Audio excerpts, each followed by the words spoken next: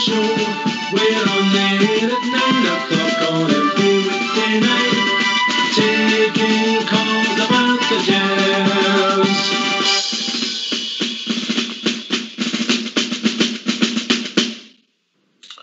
Well, good evening, welcome to Rangers Radio. Join myself tonight as the one and only Bridgeman and my mate JFK. Evening, gentlemen. Evening, Ox, yeah. Evening, Bridgeman. Oh, can I say a big good evening to you two guys? Huge good evening to the guys in the lobby and to all the Rangers fans that are listening in all over the world. A marvellous night tonight. Marvellous night last night. Good evening. Welcome to Rangers Radio. How are you, JFK? I've been a wee bit under the weather, guys. I've had the man flu for the last 4 days, but I'm here. Yes, fighting fit, mate. I'm happy to be. I like a bit of fighting. Duty calls and you're there, mate. Nothing keeps you away. The contract says no. I don't want to be doing it. If it was down to me, mate, you get your full wages for the night, but you always like Mr. Fox. I know. I'm actually looking for an appointment with HR because I'm not really happy about that, but I'm here anyway. But I'd rather do an appointment for the craze with him. Oh, brilliant. How are you, Bridge? I'm excellent, pal. Excellent. I'm still high as a kite at the moment, so God knows what my performance will be like tonight. I'll make my excuses now. I'll get them in early. I used to do that before I went out. Go and apologise to the bar staff. You've not done nothing. I said the night's young. The night's young. Just wait. Just you wait. It was true. Aye. Well, I think we'll do JFK. I think we'll right away. I think we'll get the view from the bridge. What do you think, mate? Oh, get that on. I look forward to that. Get it on. Right, boys and girls, ladies and gentlemen, we're going to have the view from the bridge. View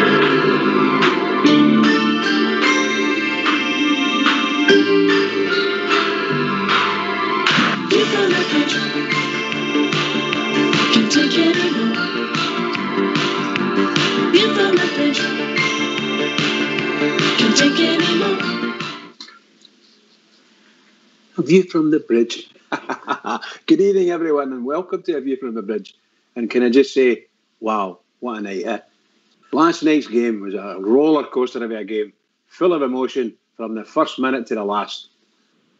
The first goal was a tailor ball, mostly caused by some unusually poor play from Helander, who somehow miskicked an attempted clearance and allowing the Benfica forward to get a ball off him and get a run to the byline to cut the ball back. And oh, so sad.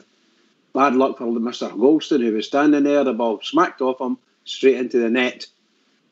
Our goalkeeper had no chance at that point in time. Disaster for us.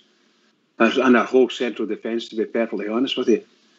It seems that the night had instantly become immeasurably longer for the Rangers. Very dramatic, really sad.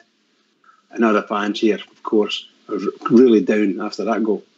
Stephen Davis sent the Rangers off on their first positive raid of the night by picking out Tavernier with an exquisite little ball over the top and caused the concession of a corner from that guy Otamendi. Benfica were able to defend that and then counter-attacked, and it was nearly worse for the Rangers as the Benfica player got the ball and had a fantastic shot right across the goal and just past the post. Big relief. Benfica were showing why they were such a big reputation as a really good team. They managed to get back into the game and had a few half chances of their own. Then came the rain from Storm Kemar. Davis launched another ball over the top of their defence, and Otamendi, in his desperation to keep up with Mr. Kent, brought him crashing down to near the edge of the Benfica box. Deliberate foul, red card offence. Benfica defended the free kick quite well. The sending off changed the game for Rangers. They gained an ascendancy, playing great passing football, and we looked superb. It was some of the best football I've seen this Rangers team play. In the 23rd minute, Davis sent Tavernier in behind again, and his cross was slashed into the roof of the net by the Benfica's left back. I think it was his left back anyway. And that made the score 1 each. So 2 goals scored, both own goals. Game very level. Less than a minute later, Rangers were 2-1 up with a brilliant passing move involving Tavernier, Aribo, Morelos, and it ended with Glenn Kamara picking the ball up and sweeping the ball in to the near post for him from 20 yards out. Great goal for us, great goal. Aribo should have headed a third before half-time, and Morelos could have also have netted had Vertonghen not managed to block his path towards goal in the dying seconds with a big lunge. Second half, our third goal arrived 5 minutes after the restart when Morelos prodded home a terrific pass from Tav. Morelos now has 22 goals in 38 European League outings, and a place in the Ibrox history books. Ali McCoy had scored 21. Rangers should have been home and hosed at 3-1. We went close again with Kent when Kent rattled the woodwork in 62 minutes, and then had another one just curled past the post, a wee bit wide. These were great chances for Rangers. We created our own disaster again when Helander allowed himself to be mugged by a substitute, Darwin Núñez, who set up Rafa Silva for an easy nudge home. Then, in the dying seconds, when Rangers ought to have been keeping the ball to themselves, a slight Scott Arfield pass allowed Benfica to break again. Núñez got in between Helander and Golson to slip the home, the equaliser, robbing Rangers of a well-deserved victory. We need to learn from these mistakes, seriously. So some statistics. My man of the match, Morelos. Thought he had a fantastic game. One of his best games for Rangers yet. The stats are player by player.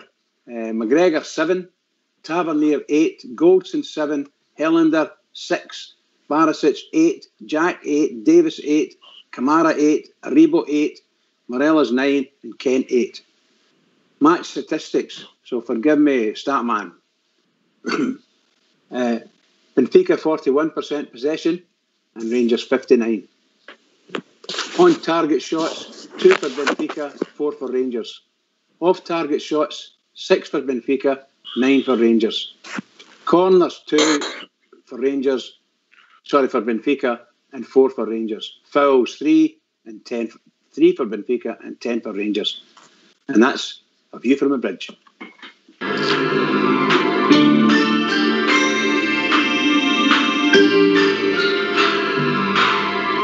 View from the bridge. Can't take it anymore. View from the bridge. Can't take it anymore. I love that tune. So they are I brilliant. seen you playing that back in the JGF. I think maybe I did, Bridge, that's your best one yet. That was superb. Did you like that? Very good, mate. good. What a JFK. Oh, that was brilliant, mate. That was good. I really enjoyed that. I'm thinking Arthur Montfort's gone. Long live the bridge. Stop. Aye, what to talk about there? JFK will take you back. Lost to go in the first minute. Big Helander made a mistake, no doubt about it. You even seen him apologising to his teammates, didn't you? Aye. He made a mistake. I mean, he's been really steady for as it happens, didn't it?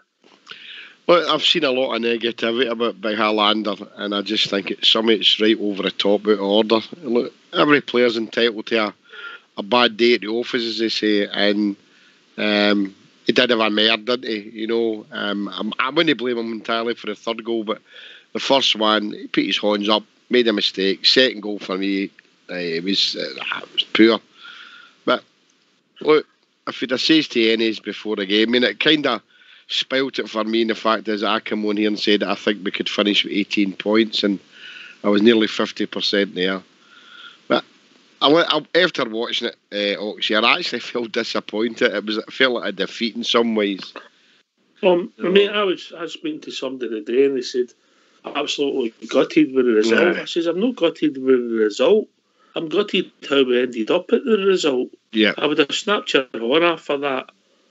After a minute, I would have snapped your horn off with pre-kick-off time. Yeah. But in the circumstances where you're winning 3-1 against 10 men with 13 minutes to go, people are right. We should have seen it out, but that's football. It happens. It is.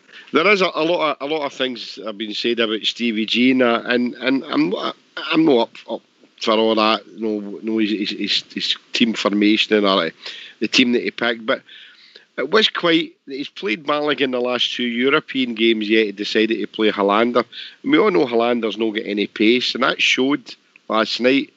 So it would have been interesting to see Balogun. But when it happened in that early in the game, Oxshire, I think like us all, we were all expecting some sort of hammer, You're thinking, let's get stuck behind the couch. He put his hands up and he's made a mistake. And he didn't hide the big Hollander. I'll bring Bridge in. He didn't hide after he made that error. All right, he was a bit shaky for a few minutes, but he kept plodding away, and he was fantastic. But we grew into the game. Well, most assuredly, yeah, we did that. We moved into the game, no problem. I think Hollander got himself caught trying to defend the ball, and he tried to kick the ball with his right foot, but it would have ended up coming across the area towards on the goal side of it. He'd have been better just shielding the ball out and let it go out for a corner. It would have been far better to do that, or indeed get on his left a wee bit if he could and smash it out for a throw in. I think he just made the wrong choice, and it went bad for him because it went straight up in the air, and he couldn't get, and then no pace. He couldn't get up there to sort of force the boy out or anything like that. So unfortunate. So we grew into the game, and after about 10 minutes, would that be fair, Jimmy? Because I thought after the first 10 minutes, you think, God, if they get a second one here. Yeah, but it was at that time, I think we were looking at damage limitation until they get their heads together and try and sort out the error that was made at that time in the game so early. But I'd agree with that. For about 10th minute, we started to look like the team that we all know that we are. And I would agree with that, definitely. Yeah. So we grew into it, and obviously a big moment when they went down to 10 men. Red card for you, Jimmy? Definitely. Definitely. No, it wasn't cynical or anything, but he stopped a goal scoring opportunity. Red card for me, Bridge. Yeah, 100%. He tried to pull him pulled him with the one shoulder, and they couldn't get a hold of it properly, and he tried it with the other shoulder, and eventually took him down. Simple as that. 100% red card, 100%. Definitely. But the one thing I'm bothered about is, I don't understand, for instance, from that free kick, I don't understand why Tav was taking that free kick. I just don't understand it. That's a Borna Barisic free kick. Because of the side of the pitch it was on. Yeah, but I think that was a Borna Barisic free kick all day long for me, because it was, it was close to the middle of the pit, the goal, No, it was merit right, mate. That's how merit the left. That's how Tav took it from me. Yeah. I don't know what's happening there. I know, it's on you. I'm hoping you're running a tap there. I hope so. I know. It's like scene food porridge. Oh, fill dear. that bottle. What, for here? It's the dishwasher. It's back again. That's that dishwasher. You don't want to hear it, but I know. I'm fighting to get it on mute. It's finished now. Well, it's not finished, but it's on a different programme now. Sorry about that, everyone. So they get down to 10 men, and we starts passing the ball side to side, and we're retaining possession well without really threatening. Alfie's having some nice touches, and then we get a break. We have the move. Tab puts it across, and I've got to say the boy scores a cracking on goal. JFK. Oh, hey. Well, I was sitting watching my boys, and it's one of the best own goals I've seen in a long time. I've seen a few stoters, but that was a good one, mate. He wellied it well. Definitely. That was the blue jersey within 20 years. No. You do that? Aye. It was a cracker. But well deserved at that time. Well deserved. So we get it back to 2 each, and we're saying, one each, and you're saying, okay, right, we can actually win this. Now, that was the first time I felt we could win it. Even when they went down to 10 men, you're saying, well, hopefully we can get an equaliser and see where it takes us. Then I'm thinking, well, they've got to play a long time with 10 men. We can win this. And then we just kept playing. And we got the second one, Jimmy. What a goal. Do you know what really pleased me about the second one was It was a pass for Alfredo. Oh, great ball. What a no! I mean, a lot of people say about when some of the goals that he scored as opportunist goals and all that, but they don't give him the credit for some of his work rate and passing. But what a pass that was! That was a worldly pass. It was nearly from one touchline to the other, and it was absolutely fantastic. And it just opened them right up, and it was absolutely brilliant, mate. Absolutely fantastic. I've got to say, when Kamara came inside and Borna ran outside him, I was like, get Borna. And he just hit him and I went, oh, well, don't bother. But something that we picked up and they did as well after the game they were talking about. They didn't talk about it so much at the game, but see the way that Borna took the right back away from him.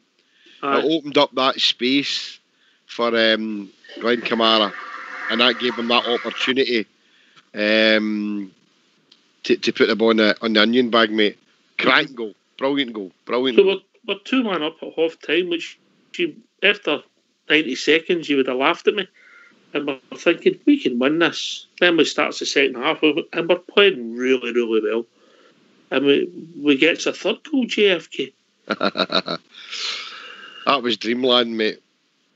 That was the way we opened them up.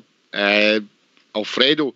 What I liked about Alfredo there is a lot of the times it's happened, there's a good chance he might have just ran that bit offside. But if you look at it again, and I did today, and he just kind of goes to go forward, commits to defend the two defenders in front of him, but he lays off, and then he makes his sprint. By that time, they're flat-footed and they don't know what to do. And Alfie's put a cracking pass into the net. Oh, brilliant stuff, mate. Absolutely brilliant. The easiest goal he's ever going to score. Brilliant. Good play by Tav again, eh? Oh, definitely, mate. Definitely. We're 3-1 up, and we're well on top. And let's be honest, we should have scored a fourth, eh? Fourth and a fifth, mate.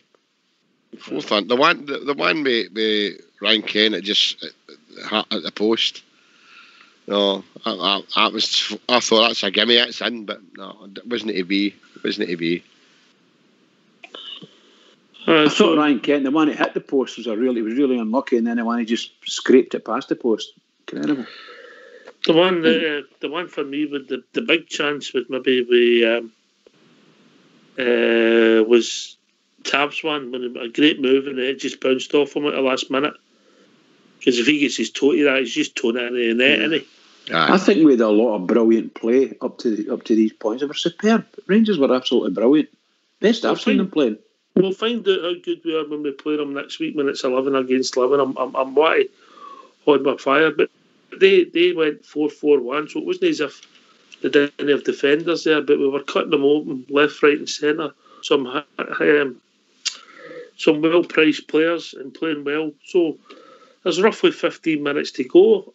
Personally, I couldn't see anything other than the Rangers' victory, JFK, I've got to be honest. No. I could see it. I mean, I know we were still pushing forward at that time, and I mean there is 15 minutes to go, and I'm still thinking there's another goal in this for us here, and I couldn't see anything other than a Rangers victory, and definitely at that time of the game you're thinking, but we are coasting it here. No, they're no labouring either. I mean, don't forget this is Benfica we're playing. You know, and they weren't labouring, they didn't look at the game, they were still trying to press, but we were really comfortable at that time, so, and then obviously, what happened later on, but that's what disappointed me. We're in the game, 15 minutes to go, I'm still screaming, keep pushing forward, there's another goal in this, but unfortunately not. We lose a bad goal, I think. They broke away and the boy gets it. I don't know how he managed to get it. And then between Haaland and McGregor, they don't stuff the danger out and it ends up with the boy with a tap in. And then we've got a problem, Jimmy, haven't we? We don't know where to stick or twist. We don't know where to stick or twist. And that's where does the manager come into is there doubt in his mind? Should he put on another centre back? Should he hold for it? In You know, hindsight, in hindsight, but he's I got would have perfect. put Balogun on for. So would Ken. I. Yeah, but also instruction for the side. We don't know what that was at the time, but the manager did say, you know, that the experienced players there should have been able to manage the game better. But Tav and Borna were still bombing forward, mate. Still with 10 bombing minutes to go. forward, which they shouldn't have been doing, you know, at that time in the game. You know, for the 85th minute in any game when you're leading, especially when we were leading 3-2, leading 3-1, okay, is a chance, but 3-2, you're thinking, you know, could a draw happen? Look, Oxford, we've all been to games and watched games that games can be won and lost in the last 2 minutes of a game. We've seen it happen. Look at Braga, mate. We're 2-0 down by 20 minutes to go, and we won 3-2. So. Aye, of course. Aye. And there's been many famous games there the years that a team's been winning with 2 minutes to go and a penalty kick, breakaway, whatever. So I would have brought Balogun on us. We were tightening it up at the back. We've nothing to prove here. We've played absolutely tremendously well, and that was a disappointing fact, you know. Aye, but I'm not going to blame the manager for it. I just think maybe he'd passed on instructions that weren't carried out on the part. But Borna and Tav should have held their thing, themselves in the stalls and just stop bombing up and down the wings. Keep it tight. So we get to 90 minutes and you're saying, oh, that's us, we're getting there, we're just looking 2 minutes to go or something, you know, and you're thinking, oh, keep the ball up that end or bring it back and just pass it. Because they'd actually ran out of steam, really. They weren't really pressing as much, were they? No. Scotty Arfield makes a silly pass. Mm-hmm. And obviously the bombing up the bar quick, they get it through to the boy, through the middle. Didn't see it coming, quite quickly it happened. And then we're all standing there watching. And they puts it by McGregor and everybody's absolutely stunned. There's cats being kicked, there's doors being slammed. So looking at, obviously we know the Arfield, which is an error on his part, but would you apportion any blame to one or other of the centre backs, or would you say it was a collective thing with them? A collective team goal, mate. They were making the two centre backs, but when that happened, Jack and Davis should have been sitting right in front of them too. Yeah, they should be sitting right in front. Any ball played there should have been a struggle to get there. Because it'd be too easy to give a hat trick at errors to Hollander, but I would agree with you. I think him and goals, and I agree with you say about Davis, they should have became more involved in that part of the game there to see the game out, you know, and unfortunately it wasn't to be. So that's what it did. It did end up feeling like a defeat, you know. If I could with 30 seconds to go, mate, we should have been back on our own goal line, and Buffalo should have been playing there, mate. Aye. You know, but definitely. Listen, I'm sure that all our players that they're no silly. They'll recognise what's happened, and hopefully it'll be a big learning curve for them all. JFK.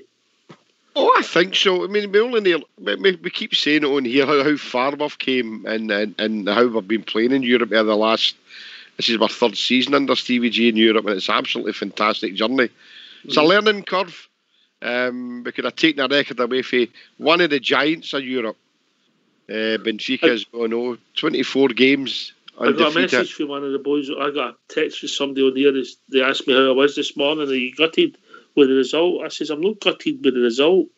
I'm gutted how we got to the result. Aye. That's a good way to... I'm the same, you know. After I'd stopped watching it, and me and my boys sitting talking about it, and I came to the same conclusion as yourself, you know. If it was somebody that said to us, oh, look, we're going to get a draw against Benfica, you bite their horn off. But the sending off changed the game for us. And that's no your fault. That's the name of the game. But I felt, well, that was a good chance missed. It'd have been worse, Oxford, if I say that if we'd have get beat. Mm-hmm. No, that'd have been terrible to lose the game, you know, after being 3-1 up. But it's a good draw. It's 7 points, top of the section. We can't ask for any more than that with 2 good home games left. Aye, we're in the driving seat. Aye. Yep, 100%, mate. You back with us, Bridge?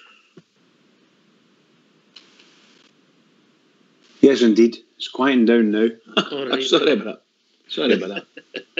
I see what you were saying about. I think that we were talking about the teams and why do we end up still attacking and giving away stupid balls, which is we're really good at that, Rangers. You know, they want to go and attack, and all of a sudden you get instead of a 2-yard pass, it's a 12-yard pass or even a 30-yard pass out of desperation, and obviously you lose possession and you're stuck up the park, and that team broke like lightning. You saw the best of that team and the worst of them, because they seem to fall apart when their guy gets sent off, and it took them until the second half to weather our storm after Morelos scored, and we seemed to drop our tempo a bit, and it allowed them to come back in. And I'm not saying they were brilliant or anything like that, but they came back in. But you know, when that young lad came on, the substitute that scored the 2 goals, he was like lightning. And they knew, based on his pace and the Helander and Golson's pace, if they get a stick of ball through to him, he'll cause absolute havoc because of his pace. We never thought of that. We never followed up with it. And I think our midfield should have dropped back. I agree with you guys. We should have been dropping back. At least the last 10 minutes, we should have dropped back. Because I think we were trying to get the next goal to make it all fabulous. A wee bit of naivety. Yeah. We should have seen the game out, Bridge. Yeah. We should have seen the game out. Sloan, phone in and give your opinion on here. See if you're as clever. If you want to speak to me. But we were naive. We made a couple of errors, but that's football, mate. You know, we weren't saying that when we beat Braga 3-2 that they made a couple of errors. We were putting it down to, with 20 minutes to go. All right, we didn't have 10 men, of course. But that team were £300 million, and if they'd have kept us out in the first half, we could still doing 1-0. You'd have took a draw even against 10 men. Of course. But I'd have took it at the start, so you've got to look at the big picture, not the little picture. JFK. Oh, I totally agree with you, mate. You know, a draw is a great result all round, if you've got to think, no. But that's the only disappointing thing. We had the victory in my grasp and we let it go. But it's a great point, mate. It's a great point. Aye. It was a great point. But the circumstances made it a disappointing night, bizarrely, yeah. Oh, I agree with that. Circumstances. It was Varane doing that whatever naivety was showed there that cost us 2 points. You know, to come away there 100% in the group, 9 points, absolutely wonderful. That I meant one win at Ibrox, we're qualified. You know, and we could have rested other players for certain games, keep them fresh for the league. But no, we'll still qualify. I think we'll qualify still as group winners. I've been saying that since the start. Unfortunately, it's not going to be 18 points that I thought we'd get. Well, you were a lot more confident than I was, JFK, about going there and winning. I mean, they've spent a fortune. I know they've spent a fortune, but I've watched their last two. I watched them against Boa Vista last week, and they don't like the idea of having to come up against a team that's counter-attacking them. And we played a good game, and that's okay. We know some people say we might have got a bit lucky because they sent off their player at that time, but that's the name of the game. If that had been the other way, no, they'd have been shouting and bawling at the referee. So we dust ourselves down and start all over again, and we go forward into the league game on Sunday against Hamilton. So it's brilliant. I'm happy. It's happy the group. All right. Well, we'll open up the lines now. So what's the number, Bridgeman? Number is 0141 356 1972. What else can you join us, JFK? Can you join us in rangersradio.online on Skype, and you come in there and Fabuloso Old School Blue and Fox will bring you in. If you use the phone in, hang up, and we will call you back. Wonderful. the word for last night was George V.K., who said at times we were swashbuckling, Bridge. Swashbuckling is a good term for some of our play, particularly when we were in the lead. When we were leading 3-1, we were playing, as a lot of teams do, when you're 2 goals up, the world's your oyster, and this team aren't going to do anything to you because you're playing so well and you're holding the ball and doing all the wonderful things. It's when you just lose that. Just lose a wee bit. But you're right, swashbuckling is a good term. Absolutely. I got a tip from Mr. S. Kipper today as well, Bridgeman. He says, I don't know what we're moaning about. We've lost 4 goals since September. They've lost 4 goals for 8 o'clock last night. Brilliant. Well done, Skipper. That is absolutely superb. Oh my goodness, there's going to be murder over there. Oh, Aye. long may it continue. So, people come and join us. 01413561972 or join us at Skype at rangersradio.online. We'll be brought in a call with Fox and Old School Blue. Phone in, hang up, and we will phone you back. I get people's disappointment, JFK. I was gutted myself. See, when you're reading your hands, you're fucking, excuse my language. Oh, yellow cards. Yes, I'll take that. And then you're like, oh, what happened there? Oh, look at him, he should have done this. But come on, we'd have took that before the game started, mate, wouldn't we? Of course they would. You know, as I say, I was reading. I'm not saying it was negativity that fellow Gers fans were putting up on Facebook that day. That I think it's the disappointment of no winning the game, and and I think when they sit and reflect what they've written, they'll think about it again, the same as ourselves. You know, I felt gutted that we hadn't won the game, and it did feel like a defeat. But 7 points for 3 games, 2 games at home, 1 against Benfica in 3 weeks' time, and then we travel to Poland, and my last game is against Standard Liège. Aye. We just have to win our home games, mate. Or even 4 points at home. 4 points at home will I think definitely put us through that.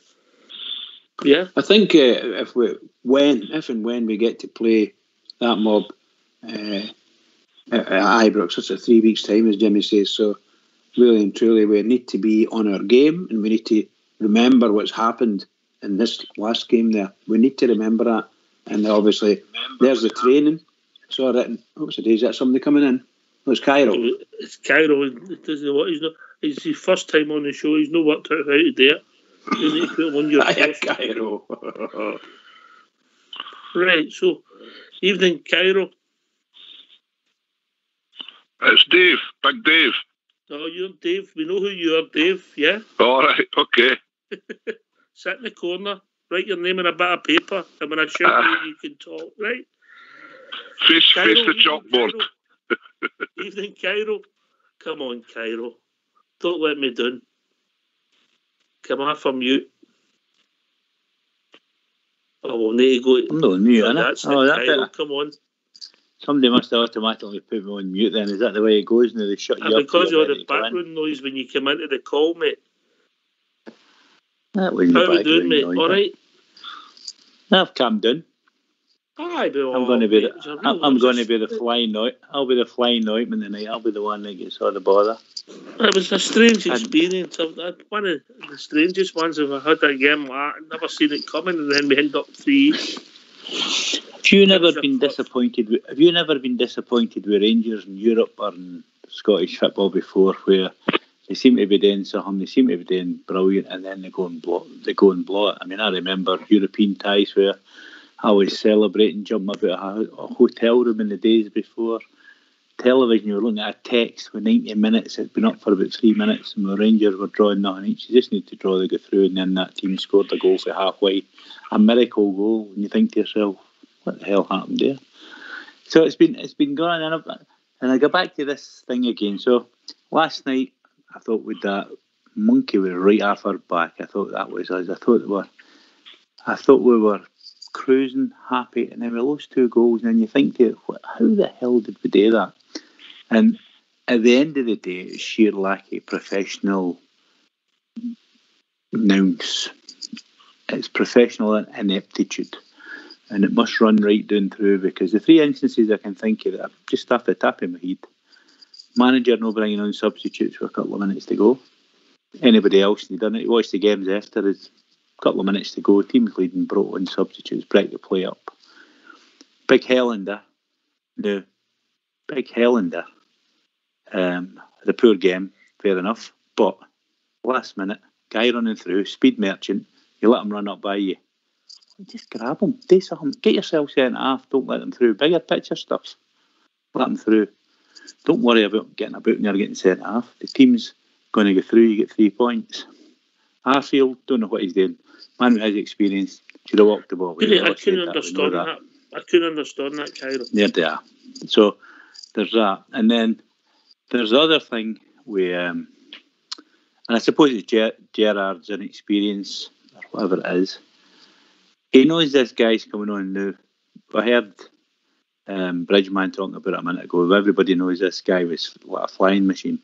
What do? We don't accommodate him when he comes on. We don't bring on our fastest defender. We don't bring on anybody that's going to match him for speed. Or we don't do something to nullify him, bring on, go play a back three just to crowd him out, because with an extra man, remember with an extra man there, we let him play 1-on-1 with Helander. I always thought Helander was quite okay, but turning and running after somebody as fast as that guy, you've no chance. So there's another bit of learning for Gerrard as well, you know. So when I think of all the things that's happened this last wee while, and when you think of last season as well, going away to Dubai, letting the players do what their day, come back and we're as flat as a fart, something missing. And that's something I think is missing, is this professional edge, this steel. Now, if we go back to Joe Wallace's day, it wasn't a professional edge with him, it was all about character, but it was about a leader that could instill that in you, and he instilled it in the team. So that professional part of it was more fright than anything else that you let Big Jock do, so you did a wee bit better. Jock Wallace's results in Europe were terrible, mate. I'm not saying they weren't, but I'm just saying the treble and the way he get his team set up, he didn't have the players, and I think we've got the players now. And I said to you last week when I was on, I was saying, I'm not worried about Europe this year in respect to the bigger picture of getting 55. Mm-hmm. Last year I was really worried because I thought the players would have got knackered. The good players would all get used too often, and it would have detracted phase playing in the league and getting 55. This season, feeling a lot more confident. We've got the players, we've got the backup players, we've got a pool of players that can do it. They all seem to have the skill, they seem to have the Fitbit ability. Gerrard's got them moulded to play a way that, let's say, the Liverpool way, just for the want of talking of a system. Good to watch. But brilliant to watch. Mm-hmm. They were getting into the same way as I said with the Warburton team, we were passing along, but he's moved that on, he's got that gone, they're passing the ball slick. I mean, some of the play on Thursday night was, it was just superb. One touch football passing, bogging for it, and away they went. It was superb, it was great to watch. So what is it? They've got the players, they've got the skill, they've got the system. I think they'll get the manager there to do it. They've got everything going for them. So there's something missing. Against and that's decent sides, because let's be honest, they're a decent side with decent players. Yep. You make a couple of bad decisions and you get punished for it. And over the piece, through that whole game, we made about 3 bad decisions, and the ball ended up on net 3 times. But Oxford, how many times did we say that? How many times have we said this over the past 3 or 4? Ever since I've been coming on this show, there's something missing. There's something no there. Leadership in the park was one of them. I don't think that's missing anywhere. I think we've enough of that now. For me, it's coming all the way through. It's a fundamental thing, and it's this professional steel, professionalism. With 19 games, we've lost 7 goals. 2 of them were own goals. Mm-hmm. We've won 16 and drew 3. There's no a lot missing, Cairo. Not absolutely no, and that's what I've been thinking about just forever last night. But for me, all these manifestations, they make a bad decision here, somebody no playing well and getting away with it, we win this game and we could have done better. Last night exemplified it, and I think it brought it all together for me. It's just that steel that teams that are really good have, when they're on top, they stay in tap. They have that professionalism. It lets them go through. And when they're having to dig out results, they get results. Whenever they're playing against good teams, they can absorb it, but they've got that steel among them. And it's professional nous. It's professionalism. It's this ability to do something different. And you need the players to be able to do it. Now, sometimes with teams, they might not have it, but they've got a player that can turn again for them. Like Real Madrid depended on Ronaldo. So that's where I think. So that's. That's Kenny Ronaldo's on my team. Dave no, Hello. Hello, mate. All right. Hello. All right, Bridgeman. All right, JFK. Aye, I can see what you're saying. Who's that speaking? Big Dave. Oh, Big Dave. Sorry, pal. All right. No, I can see what he's saying, but on the other hand, you're looking for perfection there. And we're not going to get perfection. No team's got perfection. But we're getting there. We're still progressing. We're getting better with each game. I said it last night. We're getting better. Every game we play in Europe, we're learning. We're getting better. This will be a learning curve as well. I was gutted last night as well, obviously. But I feel better the day. And remember, we played Celtic. We won 2-0. Everybody was saying we should have went for the throat. Should have got 5. Well, we tried to go for the throat last night, and look what happened. So you can't have it always. You know what I mean? I mean, there's a loads of wee things, David. If Arfield keeps the ball and passes it back, we may slide and it gets away back to McGregor.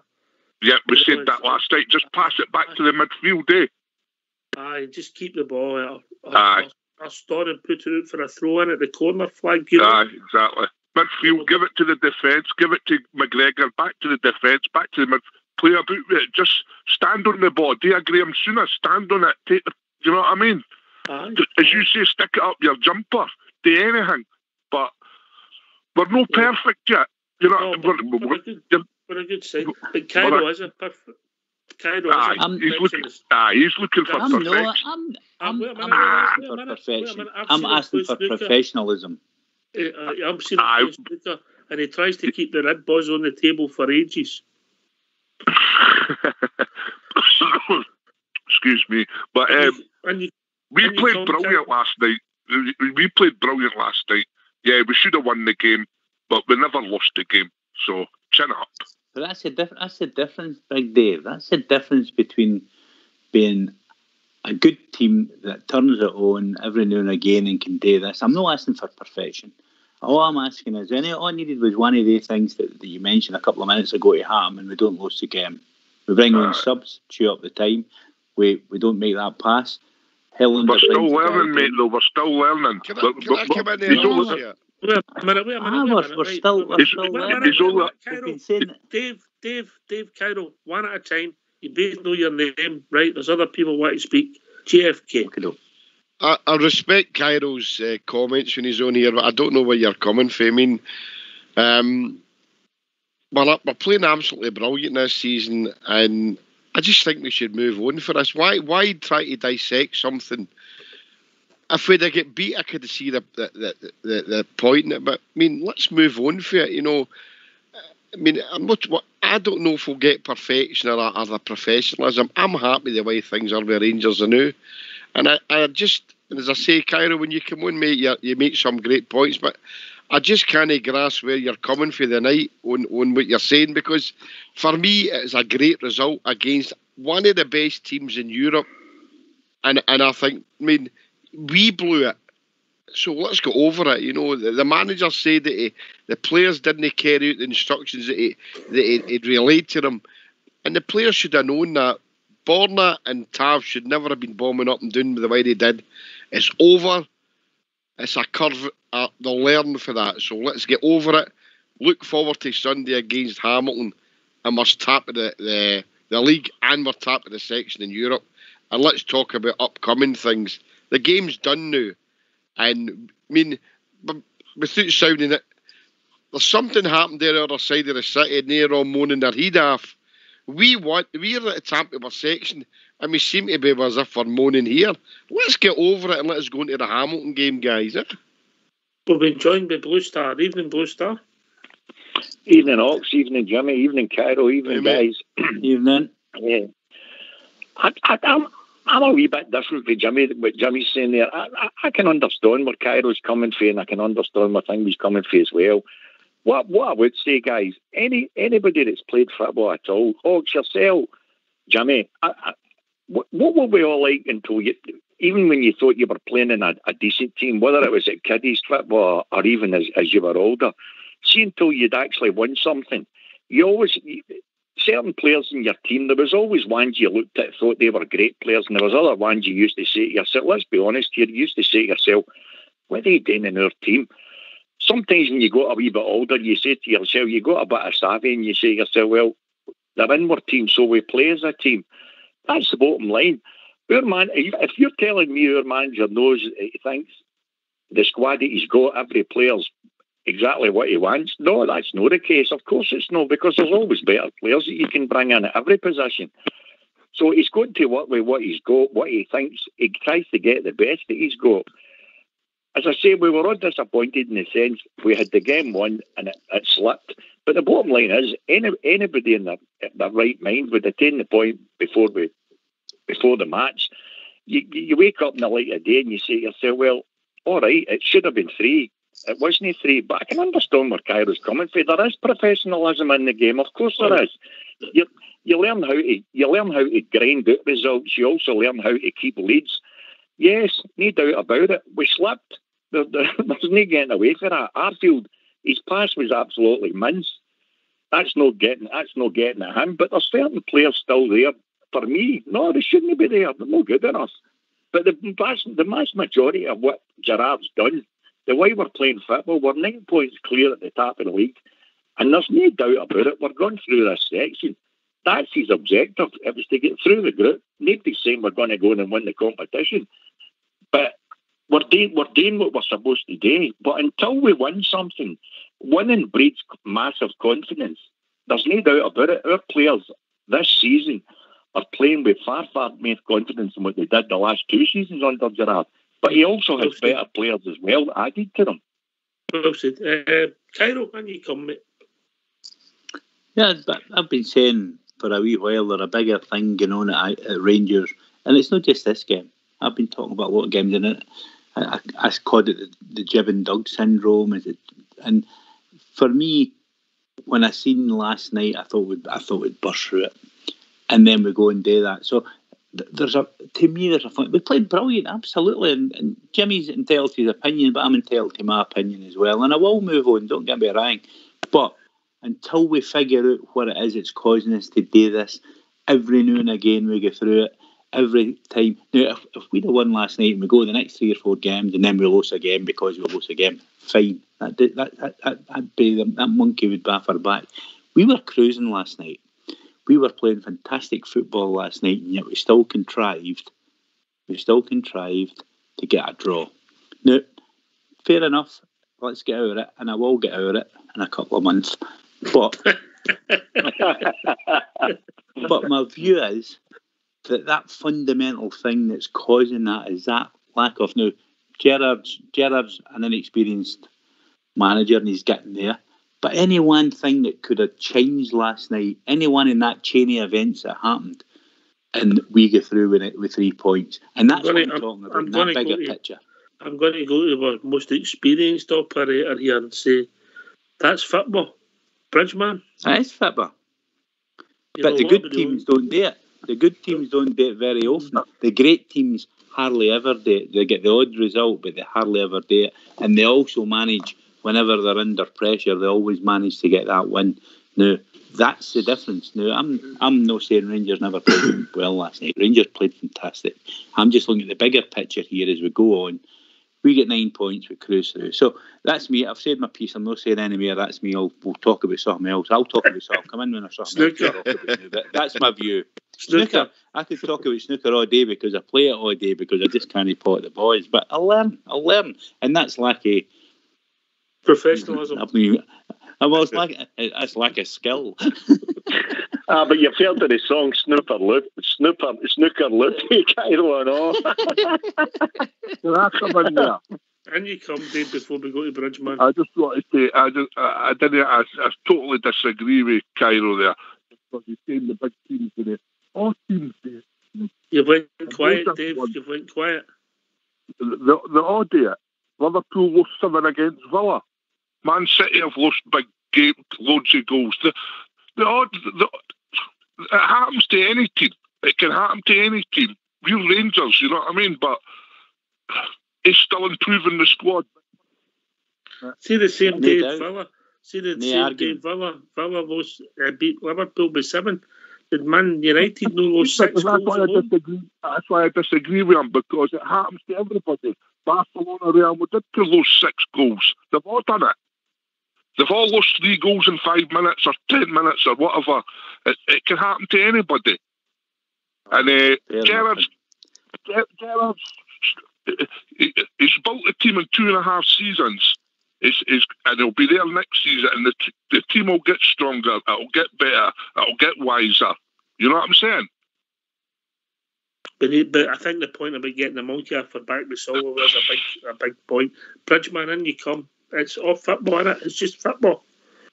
Yes, indeed. It's look, it's not every team that wins, and every team that can go out and some of the better teams in Scotland here have maybe only won 3 or 4 tournaments in their whole career, their whole history. So, excuse me, top level football is tough, and Rangers are proving at the moment that we're top of the league, deservedly so. We're doing really well in Europe. It was a disappointment to lose those 2 goals, but the guy who scored the goals is an absolute star in football. So he beat us, he ran past us a number of times, and he managed to get the ball in the net. So I can complain only about our own team, but that team are a good team. When they come to Ibrox, we're in for a big game, and we better be ready for it. Otherwise, they'll do a similar exercise on us again. So we need to be ready for these things. But remember, it's not every team that's going to win trophies. Only a few teams can do it. Even our own club, we've brought out God knows how many fabulous teams, and we've went on great runs, we won trebles, won European tournaments and everything. But there are times when we were crap. We all know it. We've stood there at Ibrox. See the year we won a European trophy. We finished 5th in the league. There you go. So it's there in front of us. It's part of our history, and we got to do what we've got to do. So this is our time. In my opinion, this has got the makings of a Rangers season. And if we don't grasp it, then it's nobody's fault but ourselves. Nobody's fault. But we're good players. We watched this last night for big chunks of that game. We were out playing that team. Good football. JFK, and you come, mate. I still stand by what I say, and I appreciate what Cairo's saying. That he's entitled to his opinion, and the same as everybody else. No, I just see a lot of positives. To me, that was a glitch last night, and the manager said that after the game. He wasn't happy. So I'm not getting any. It's all positive for me. Yeah, I'm 100%. On you go, pal. I'm joined by a new caller on the Skype call. Evening, caller. Good evening, lads. It's Livy Jer here. Long time listener, first time caller. All right, mate. You popped up with courage. Is it Dutch courage or is it? Could be Dutch courage. I used to work there, right enough. All right. Thanks for calling, mate. What's on your mind? Give your thoughts on what we're talking about, or what's on your mind? Pretty much agree with what most of the guys say. Was gutted with the result. Obviously, full time, but the bigger picture, if you'd said a point before the start of the game, we would have bit your hand off it. So, what about after 2 minutes? After 2 minutes, I had my head in my hands, I must admit. After the first 10 minutes, I thought, oh, this is going to be a sore one. But how quickly games can change, They're sending off, change the game completely. It's interesting, the Cairo's comments about game management. Game management is something that we've been really good at in Europe. And for it to kind of fall by the wayside last night, it was a strange one, but massive game on Sunday. Got to get 3 points. Do you know the funny thing is, I thought about it today, Livy. It might have been better for us if it had stayed 2-1. We might have kept it tighter and maybe seen the game out. Rather, when we were 3-1, we were going gun-ho. We were coming Borna and Tav, and everybody was. Brian Jack was doing step overs, and you're saying, wait a minute, what's happening here? You're right. I mean, the fullbacks were bombing forward. I wasn't a criticism, it's just an observation. And then we lost that first goal and you're thinking, what do we do here? Then I think we all get nervy because you think, do we stick or twist here? And we never stuck. We kept twisting. Well, on that, if you look at the Kilmarnock game, he brought Balogun on to kind of shore up the back line. So you're thinking at 3-1 last night. Could you have done that again? Brought on Balogun and maybe go 5-5 at the back. If Arfield kicks it out down at the corner flag for a goal, a throw in, we should have made a substitution then, in my opinion. Was I thinking that at the time? See when they got it to 3-2, would you have brought Balogun on then? I certainly would have. Do you know? Just in case. Do you know, old school? Blue Star. I'll be really honest with you. During the game, I was that comfortable and didn't see any threat while it was happening. Then next time it just happened. You thought, what happened there? Then I thought we should have brought Balogun on. But it wasn't during the game. I thought that it was after the game. But before our manager must have been the same, Ox, because let's be truthful. We mentioned it last night. On Sunday, what did he do with Balogun? He brought him on because he knew himself we needed to do 3 points. As you said, even although they went to 3-2, I still couldn't see us losing a goal. I couldn't, because we were still on top of them. All right, Livy Ger, I mean, that's my honest opinion. But in hindsight, of course, I'd have brought Balogun on, of course. He could have, for sure. But as I say, we move on. We're on to Sunday now. As the gaffer said in his presser of the day, we've just got to park it. We move on to Sunday. Massive game. I think there'll be a few players who'll come in that never played on Thursday night, just to freshen things up. And hopefully we get the 3 points and put even more pressure on the other side. Aye, well, it's bizarrely, Bridgeman, it's Benfica or Hamilton at home. What's the bigger game? What's the first one? What's the first one? That's the bigger one. Benfica or Hamilton? Benfica or Hamilton? For me, Hamilton's the biggest game. Biggest game of our season coming up. If we don't do Hamilton, there's something wrong. Yeah, you must agree with that. We have to win that game. The pressure must be kept on. We must do it. Anyway, gentlemen, get yourself the mute because we're going to have a tune for the old school bloke.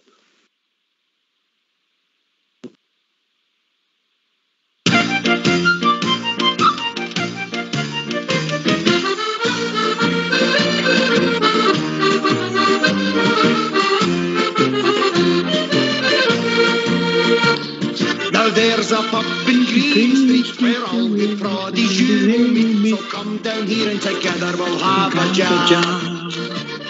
A welcome there you will receive, so good that you won't want to leave. A fine wee pub is Saltcoats Mermaid Bar. You'll hear the sash and Derry's walls, just like in your own wee orange halls. The banter here you will enjoy as long as you're a proddy boy. A good time in the Mermaid is had by one and all.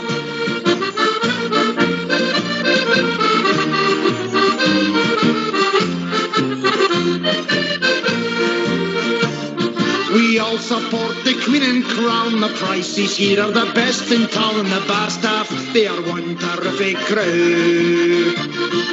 Everyone laughing, full of cheer. It's one tremendous atmosphere, singing to support the red, white and blue. You'll hear the sash and Derry's walls, just like in your own wee orange halls. The banter here you will enjoy as long as you're a proddy boy. A good time in the Mermaid is had by one and all.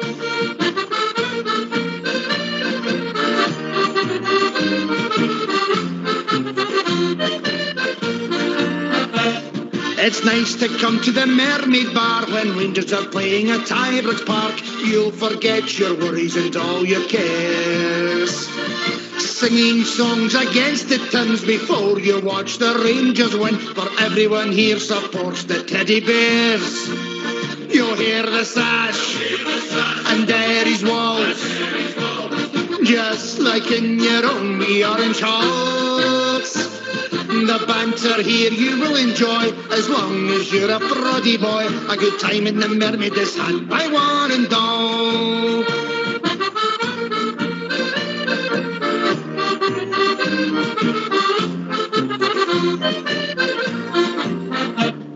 If you are up from Belfast town, Tyrone, Fermanagh or County Down, Armagh, Antrim or London Derry shores, the Mermaid is the place for you, so come and have a drink or two. Next time in Saltcoats you'll want to come back for more. You'll hear the sash and Derry's walls, just like in your own wee orange halls. The banter here you will enjoy as long as you're a proddy boy. A good time in the Mermaid is had by one and all. You'll hear the sash and Derry's walls, just like in your own wee orange halls. The banter here you will enjoy as long as you're a proddy boy. A good time in the Mermaid is had by one and all. A good time in the Mermaid is had by one and all. A good time in the Mermaid is had by one and all.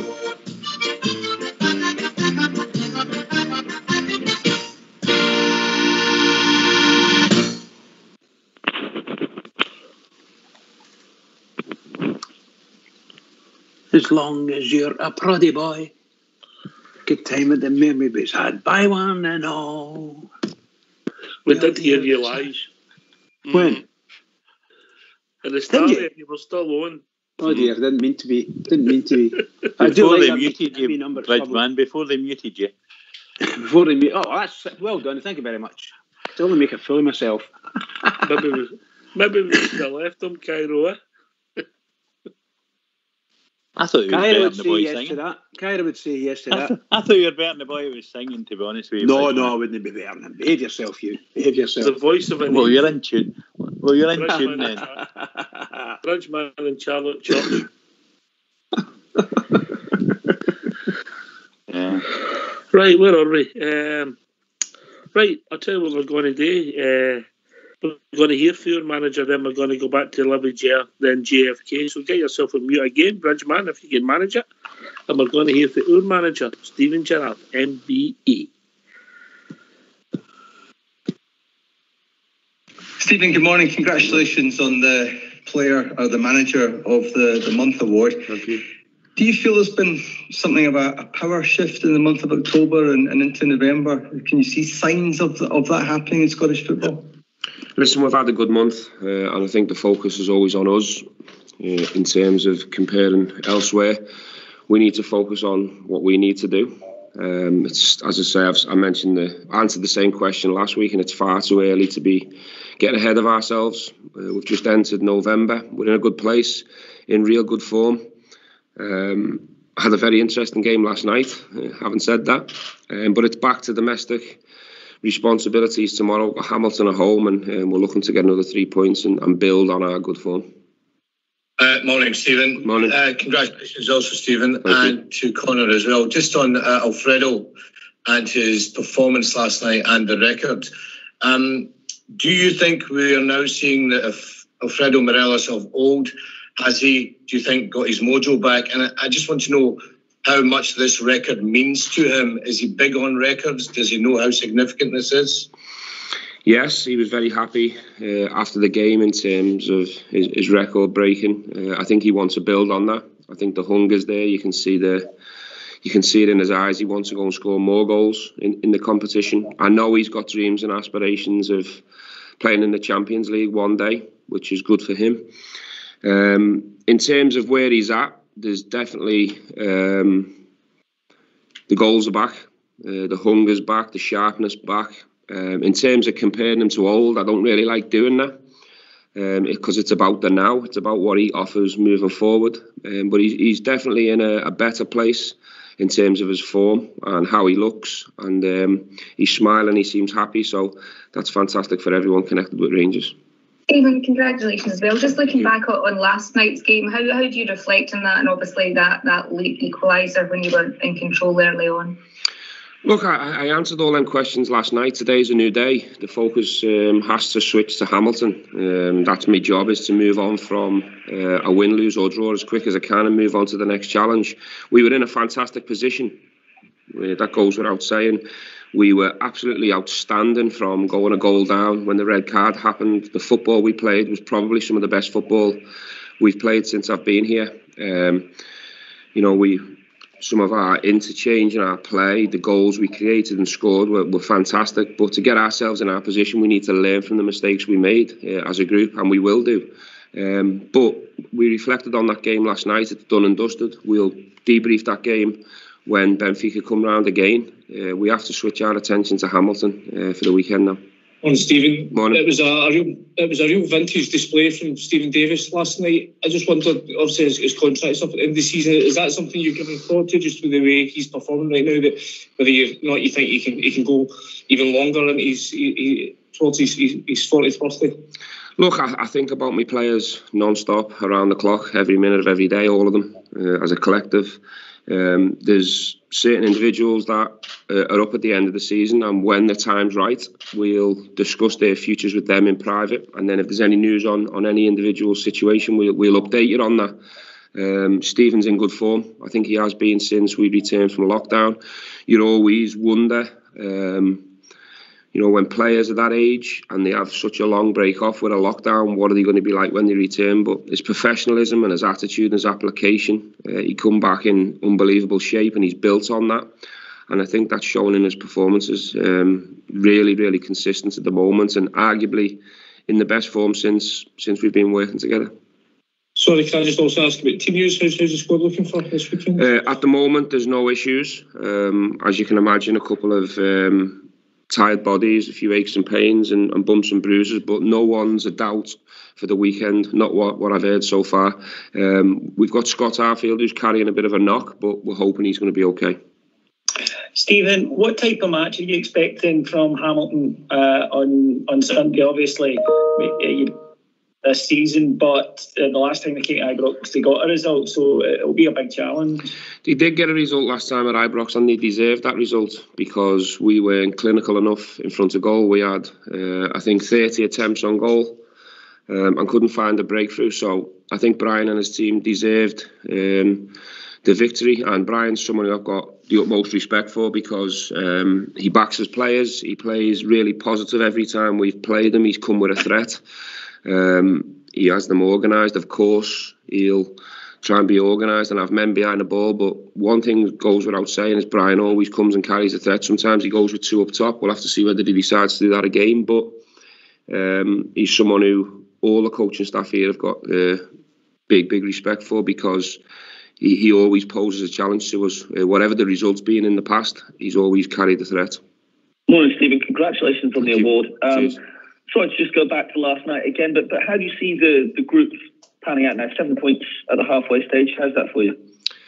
Well, I certainly had took that before the ball was kicked, and when the group was drawn up together. We've started ever so well. Of course, we'll have certain regrets from last night that it's not 9 out of 9, but we have to remember where we was a few years back. We have to remember who we're competing against. We have to show the group respect. 7 points out of 9 is a fantastic return. We've got a huge game against Benfica in a few weeks' time, which we'll really look forward to. And it's a game, as I say, really exciting tie again. They've got fantastic players. On paper, Rangers v Benfica at Ibrox, is mouth-watering. So we'll deal with that game and the group when it comes around. We've put ourselves in a good position to go and qualify, but we have to go and finish the job off as soon as possible. But as I say, it's back to domestic now. We've got some important games before the Benfica tie. Good morning, Stephen. Just touching on the fact that Hamilton obviously got the result the last time they came to Ibrox. Since then, how much do you feel your players have changed their attitude in terms of these games that you could look at as trap games, if you like, and games that you need to grind out and perhaps not play at your best to get wins? Well, I think at this level, and when you play for a club like Rangers, you have to learn from your mistakes fast. You have to analyse and look at yourself and look at the group. I feel we're in a better place. I think the squad's better. I think our mentality and attitude, certainly this season, has been, bang on. But we have to continue it. We have to continue the consistency. Try and stay at the level that we're at now and keep improving. But as you say, Hamilton will come and pose a threat. They're capable. They've done it before, so we don't need any reminders or wake-up calls going into this one.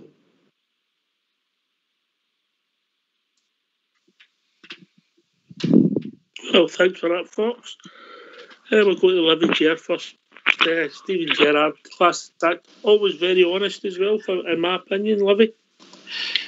Yep, very honest, and like you say, a class act. Every time I listen to him, I just get more impressed. And I've never found myself in a situation where I disagree with anything he says. On the point of Alfie, it's just great to see him smiling again, isn't it? Interesting, the team photo last night. The Rangers lined up the team photo, and he was the only player that was smiling. I absolutely loved that. He's daft as a brush, actually. I think he's off his head, but we love him all the same, don't we? In terms of Stephen Davis, he's playing really well. That rest has obviously helped him massively. And you can tell the gaffer wants to move on from last night. He just wants to concentrate on Hamilton, get the players switched on, tuned in, and ready to go on Sunday. So need to go for it. Yep. JFK. Same as Livy Gerrard. No, it's refreshing to listen to him it gets better and better every time, and I think they realise now not to ask him silly questions because he's got them tied up knots, and I think they're beginning to realise that Stephen Gerrard is a real deal. We already knew that, and he's I've said here many times before. I mean, for me, the press conference is no long enough because when he comes on, I just want to sit. I'd sit and listen to him all day. The man's a genius, So This has got to be our year as far as I'm concerned. I think we're on the same boat here. The guy's class, mate. He answers a question so honestly and refreshing. Doesn't down anybody where other managers we've seen in the past haven't got a good thing to say about anybody. But he's said about the Livy manager there for Sunday.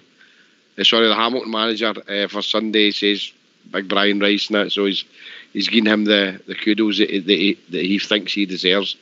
Brilliant, mate. Absolutely brilliant. I'll listen to it again later. Cairo.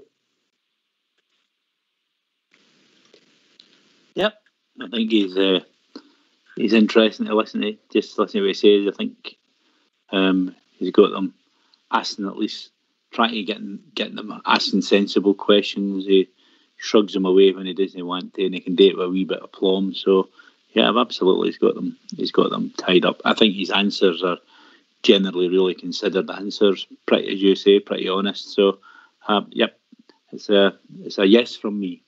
Okay, I'm going to get rooting you on, and we're going to go back to last night before we move forward. And what I want your top three players.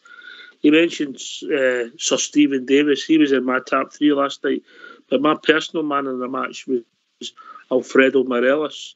Blue Star. Davis, Kamara, and no, it certainly wouldn't be Alfie for me. I'd go for Tav. Tav is a good game as well, right? Big Dave. I would go for Tav, Kamara, and Davis as well. Mm-hmm. Morelos close. Mm-hmm. Right. Bridgeman. Morelos stand out. Davis and Kamara. You're a wise man, mate. You're a wise man. JFK. Davis, Tav, and Alfredo. Cairo. I'd go Davis, Jack, Kamara.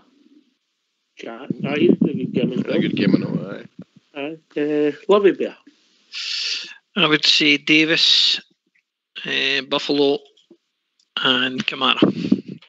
All right. Good spread there. Good spread. Yeah. And now we look forward. But we're going to ask you. He said maybe Arfield's got a knock. Apart from that, everybody's fit. Mm-hmm. We're going to start with GFK here. What's your team for Sunday, brah? Obviously, Griggs, Tav, Goldson, Balogun, Barisic. Who's injured, did you say? Arfield's got a knock, doesn't he? Well, Arfield's got a knock. He was on the bench. I'd play the same team as last night, minus Hollander. Yeah. All right. Balogun in. Right. And have Aribo playing in the outside sort of right, joining in. Yeah. Yep. Same way. Arguably the best 11 on the park. I get Right. you're coming for. Yep. Lovely Jer, and then Bridgman. I would probably go with the same team as last night as well. I think Hollander's got to play just to get that game out of his system. And I've got a feeling that Gerrard might do that. And I'd probably bring Hadji in for Arfield. Oh, Arfield didn't start. Oh, sorry. Hadji in for Aribo. Sorry. All right, okay. Just because Aribo's kind of short. Who were you bringing in for Aribo? Hadji. Who? Mute that man. Bridgman. I think Hadji's got the top assists, hasn't he? So that's a stat you can't argue with, and against Hamilton we might need that. There's a player there, Livy, but he's just no showed us it yet, mate. That's true. That's true. I'm going to take the Fifth Amendment on that. All right. All right. He's a bit like Bovril, Hadji, isn't he? Oh, I love Bovril. Maybe Marmite, but not Bovril. Marmite, that's what I was thinking. I think there's no reason if you like Bovril that you shouldn't like Marmite, JFK, but you don't. Does no one think you might give Zunga a game? That's just what I'm waiting to say. I think we'll see him. But, if you write your name down, you're called Blue Star and you're called Dave. We'll come with you when we're ready. Right, Bridgman. Same team as they started with last night. Yeah, exact same team as we started with. There's a lot of sense in that. That's pretty much what GFK was saying. But Livy Bear's saying he's got to play Hollander because he wants to give him his confidence. I understand that. Big Dave. Well, personally, I would play the same team or not because they played brilliant. Superb. And I would stick with the same team because they're full of confidence. I think we'll see Big Zunga, mate. I think we'll see him hopefully when we're winning 4-0 with half an hour to go. I would like to see him because I've not seen him play yet. Star. I think Hollander should be dropped. If the manager's sticking to what most managers say when he says he's got two decent players for every position, then I'm sorry. For me, the first 15 minutes of that game, even though we got a quick goal back, he made far too many mistakes for me. So I would have Balogun in for the start. I do think Zunga will come on, certainly not 4-0 up. No way would I have Hadji even on the bench for the simple reason Hamilton are physical, and I'm sorry, the wee guy hasn't got it when it comes to physicality yet. That's why he's better in Europe for us than he is in the league. So for me, it would be the same team, apart from it would be Balogun in instead of Hollander. All right, okay. It's funny, isn't it, Bridgman? A defender makes a mistake, he gets trapped. A forward misses 4 or 5, he's playing the next week, isn't he? Come on, Bridge. That's the way it works, yeah. That's the way it seems to work anyway. I'm no keen on just dropping defenders. No for that at all. That really upsets the apple cart dead easy. I think Hollander's played very well. He had a couple of wee bad turns last night. Unfortunately, turned out costly. But the truth of the matter is, the 2 goals that we lost weren't the defence's problem all the way. Their balls were lost way up in attacking mode. and we never managed the game at all. So, in my opinion, we did what we could, but they were too good for us. Too many good players against us, and we somehow or other the defence got left alone. So I wouldn't. Blue Star, you've been told what? Right, let Bridge finish. No, I was just going to finish up by saying that I wouldn't drop anyone out of the team. Every single one of them deserve. That's unless, of course, they're carrying a knocker in like that. Fine. But if these guys are fit enough to start in Hamilton, we'll get a long 2 weeks ahead of us to everybody get back into shape again. And the ones that aren't there, they're getting to pick things up at the training. That's what we need to do. And let's look forward. March on. Keep it going, Rangers. Cairo, give us your teammate. But the same with Balogun. I'd take out Helander, Balogun. Right. Depending how Aribo is, I'd maybe give Zunga again, but it'd maybe be better giving Aribo his game and then maybe bringing Zunga on. And you come, Blue Star? See if you watch their equalising goal at the end. There's 4 Rangers players directly within 2 feet of the guy as he runs right through. In actual fact, when he hits the ball, there's 3 Rangers players all round about him within a foot, and there's no one tackle goes in. It was a collection of bad decisions, bad play. Somebody should have grabbed him. Helander should have grabbed him. Absolutely, somebody should have put their foot in him or something. Stopped him. Professionalism just stopped him. Aye. But we're looking forward now. We're not looking back. That's gone, JFK, innit? Well, let's go forward. All the guys are making cracking points, and it just shows you how we all more or less picked the same team. It's not as if we're trying to hang Helander out to dry. I was quite surprised that Balogun's played the last 2 European games, and if for some reason they decided to play Helander there, and he's not got anything that offers me in the European games now. So I disagree a bit with what Bridgeman said. I know he said about there's other members of the team, but for me, it was at fault for 2 of the goals. So it's time to move on. But I mean, the big thing about the whole night was Alfredo breaking Ali McCoy's record. You know, and that was absolutely fantastic. I mean, it took Ali 12.5 years to score 21 goals. And it's only taken Fred 2.5 years to score 22. But Ali was in the Champions League, Jimmy. I know, but what I'm saying, it doesn't matter. Champions League. It's 13 years compared to 3 years. You know, absolutely wonderful, and that's going to continue, especially when we get to the final, and Ali and Alfredo scores a hat trick. No. He's record. See on the big Balogun guy. Mm-hmm. Would you agree that?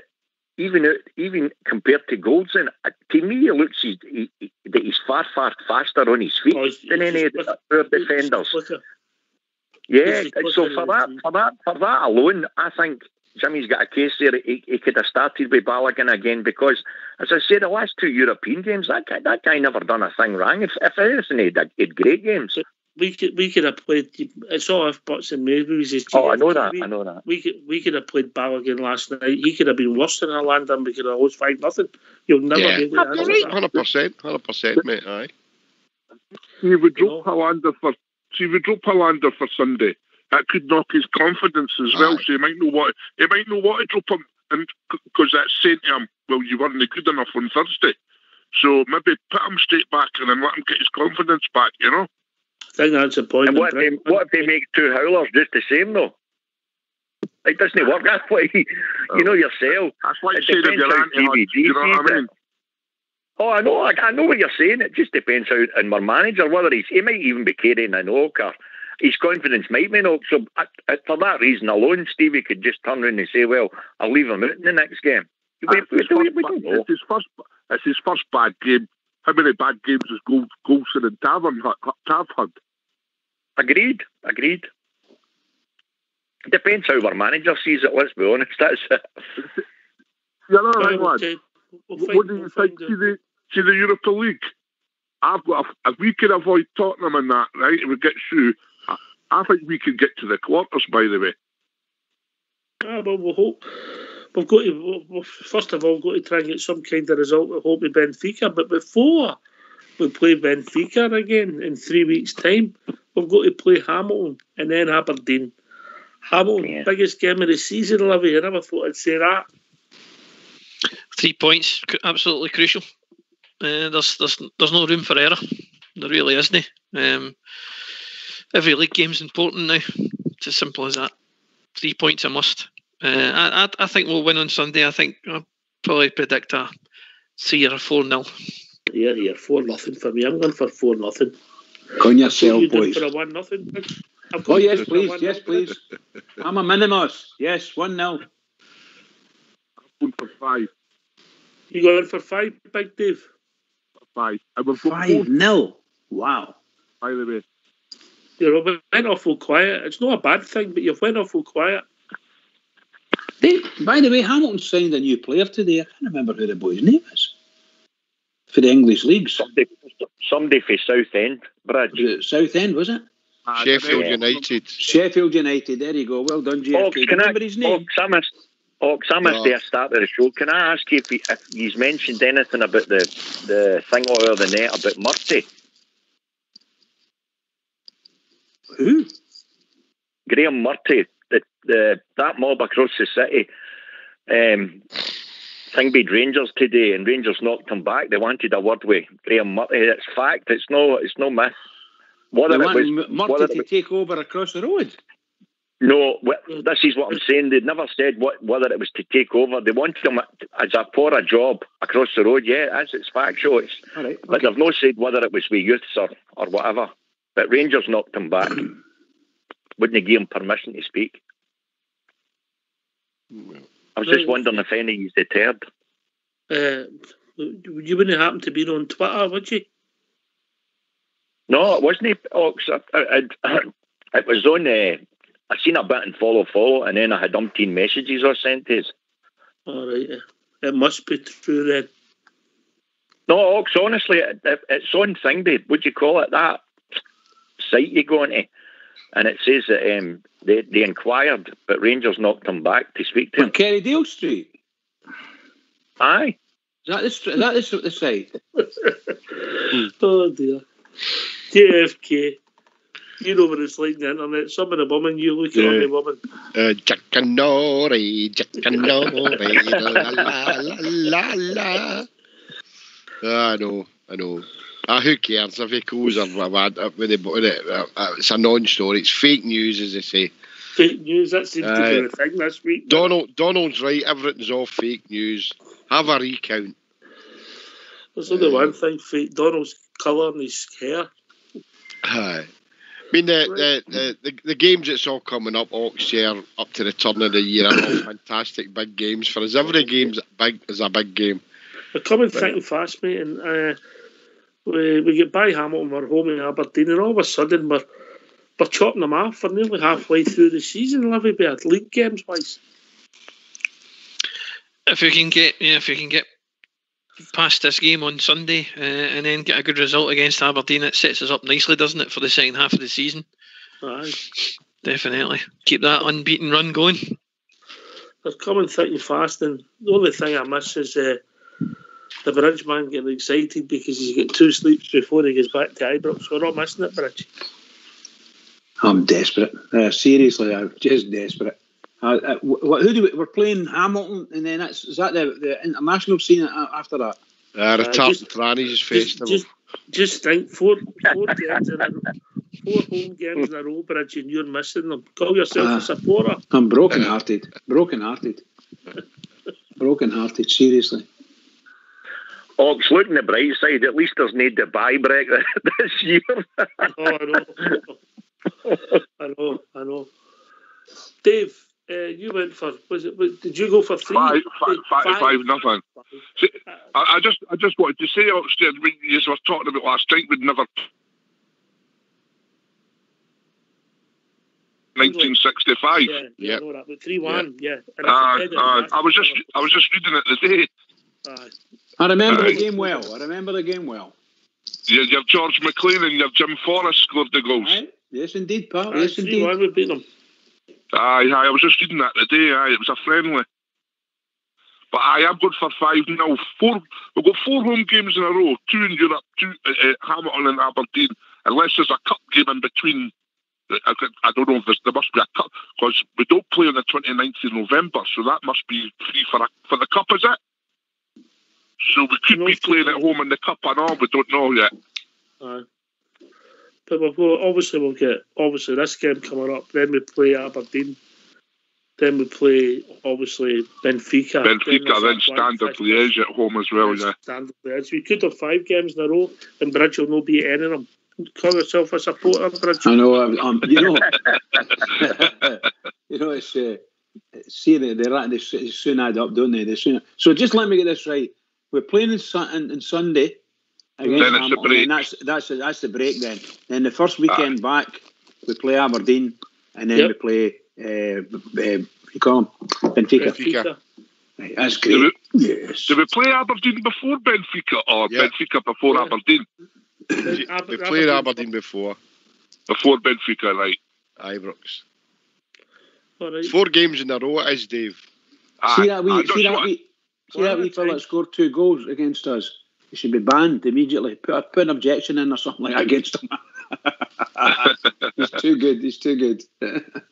Sorry, boys. Sorry. Cairo, it's up to us. We shouldn't have any problems against Hamilton.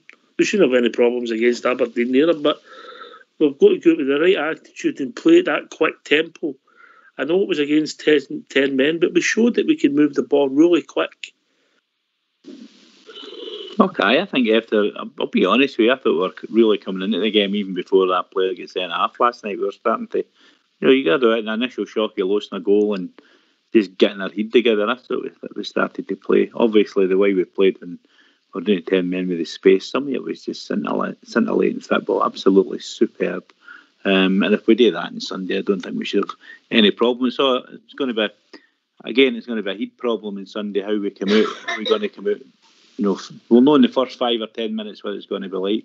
But I hate these pitches, What's it, Ibrox, Cairo? It's Ibrox, that's what it is. What am I thinking about? I'm just looking for something. What pitch is that you hate now then?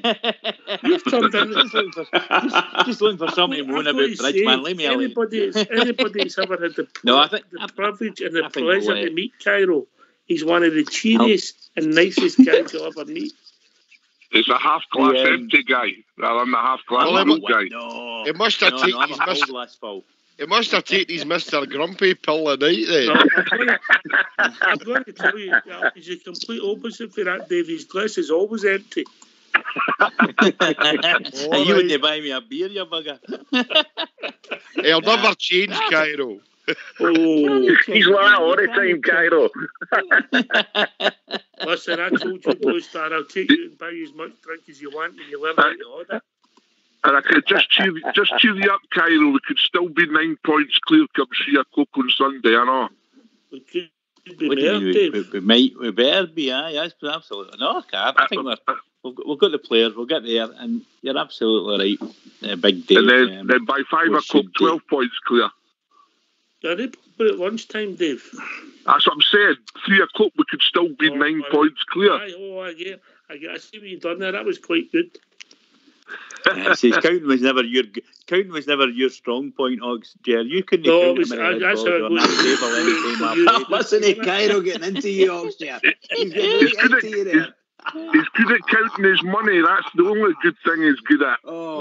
That's not fair saying that of Ox, Jer. It's no fair. That's the Bridgeman's a man for that. Cairo, the reason I learned my accountants are bad because it was keeping score for you at snooker. Well, that's okay then. That's fine. You said you copied off him at school, and that's how you never learn anything. The 3-year snooker game. Between Cairo and his brother, unbelievable. We used to take photos of it so we could set the balls up for next time we went in. So I was right the first time, snooker loopy. It was an important game. It was me and my brother. I had to make sure it was done right. Make sure it was done. He didn't want to beat the other one. Well, that's an excuse for no plotting, boys.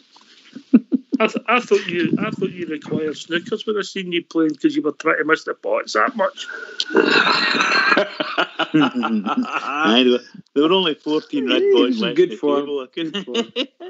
There were only 14 red Or balls was left it on the dodgy table. pockets box? You get put with the club for playing too slow. No, the club couldn't afford the light for the Steady Eddie, gentlemen. Steady Eddie. What do you mean with it? It costs us about a fiver's worth of 20 pences, man, to get a game. Go on yourself, Right, let's get Cairo. back to the football. Right, so Anyway, it was good. It was good. It was a wind up for the game. It was a good laugh. The ball control of the football was always better than the snooker.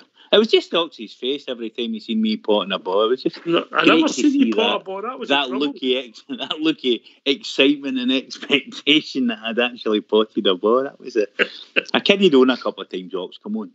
He's the only guy I've seen pot a ball in De La Porra at snooker. Right, so That was a while ago. we move on and we've all got Buffalo back in the team. We've no Root, no Eaton. We're signings. Does anybody no see maybe even Root appearing outside right position because it's a game we should win? Has that crossed your mind? It has. I believe Roof can play along the front three, or certainly on the right. I think that's where he played with Leeds. So, yeah, more than happy to see him coming on. And if we can recreate that European goal, that would be lovely. A halfway line goal for Ibrox. But no, as Cairo says, I think it's all about attitude on Sunday. Good point. It's all about attitude. And to use someone's famous quote in Rangers radio, we turn up, we play, we win. You're right, mate. You're without doubt. We turn up, we play, we win. You're spot on, mate. I don't know. A wise man must have said that. Oh, what are you like? You were doing well for 10 minutes there. I lost my train of thought there. Look, we all know we've all picked our teams that we'd like to see, or we'd expect maybe to see on Sunday, but we all know the gaffer always throws us a couple of curveballs. He does it every week. So I wouldn't be surprised to see Roof playing in Sunday Oxshire.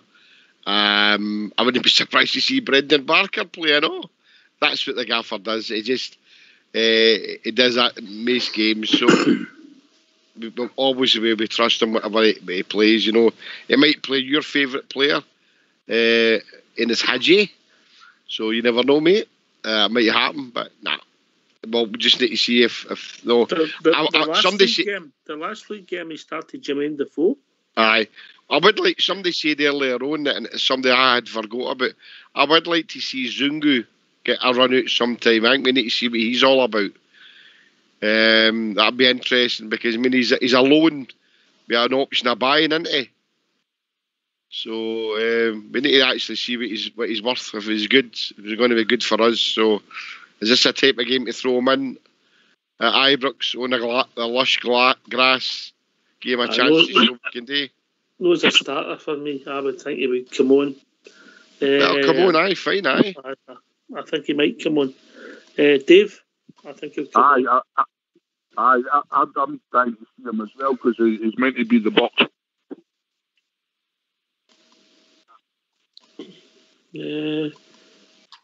Lovely, Joe. I'm looking forward to seeing him. If he gets some minutes on Sunday, that would be great. I've got a good feeling about him. I've kind of watched clips of him on YouTube and stuff, and he does look a player. So I'll be interested to see how he does if he gets on, how he's settled in. They're obviously giving him a bit of time before they get him on the pitch. So no, looking forward to seeing him. Another strike with our board, Bridgeman. Yeah, absolutely. Like I think this weekend's game is going to be the last for a fortnight, and I don't see him playing anyone who's got a chance of getting injured or anything like Zungu. He's no up to the game because this team are going to try and come out and stop us, and that's for sure. And I think he needs to play his most experienced team. It's just my thoughts. He's got to play his most experienced team. If he scores 1 or 2 goals, and it comes to the second half, he'll flood the place with subbies. if we're 2 goals clear. That's where he'll do it. I think that's what he'll do. Other than that, he'll keep it close, tight.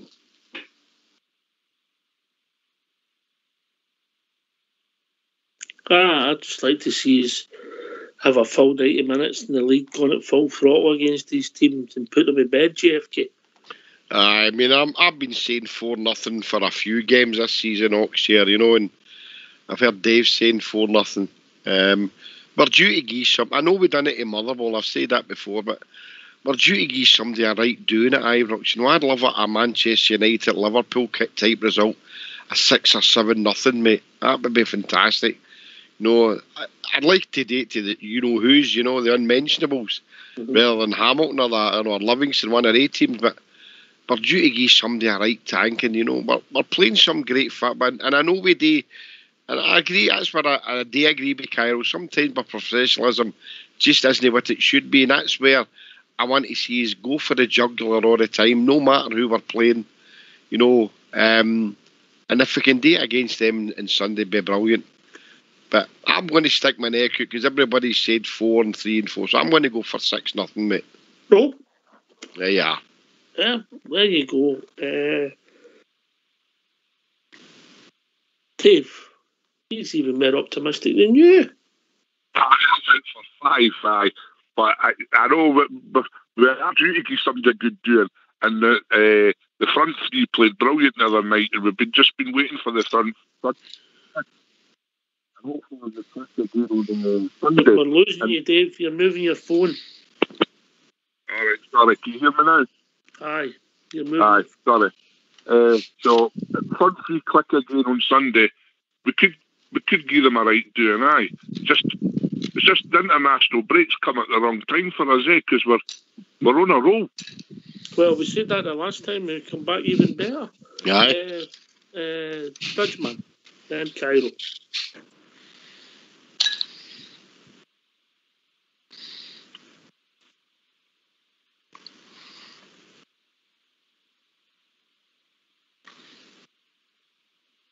We're lost.